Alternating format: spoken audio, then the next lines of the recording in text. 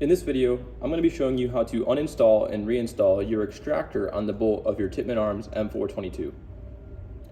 You're going to need a couple things. You're going to need your bolt and just a sharp tool to get in your extractor slot to pull down on the extractor pin. So this is kind of how the extractor parts are set up in the bolt. So we got the spring first, then the pin, then the extractor.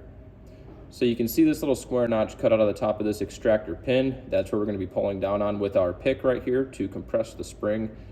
You can also see what I would call a fingernail or a little ledge on the front of the extractor pin, and that's going to be hooking over right on the back of this extractor itself to hold it in our bolt.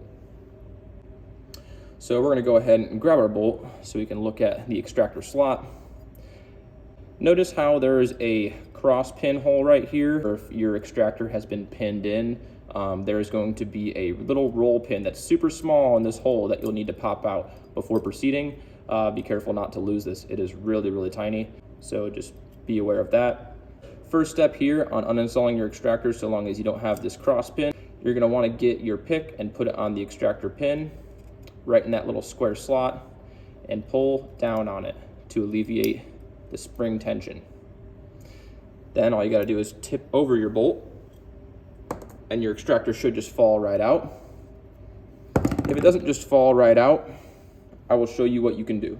If your extractor, once pulling down this, doesn't fall out, you can always pull down on this and just push forward on the extractor to roll the rear leg out of the hole that it's sitting in. And then you can just go ahead and tip the bolt forward and the other two parts will come right out. So this shows the slot of the bolt, so you can kind of get an idea of what it looks like in there. And you can see this little circle hole that's been drilled in from the side of the bolt. So that's actually where the leg right there of your extractor fits in that little hole so it can rock forward and backward. So you'll see how that comes into play later when setting your extractor into your bolt. So we're going to go ahead and reinstall by getting our spring first, inserting that into the face of the bolt, then getting our pin, and the same way it was looking at us with that square slot facing outward, we're going to insert it like that, and with that fingernail or that ledge facing towards the face of the bolt.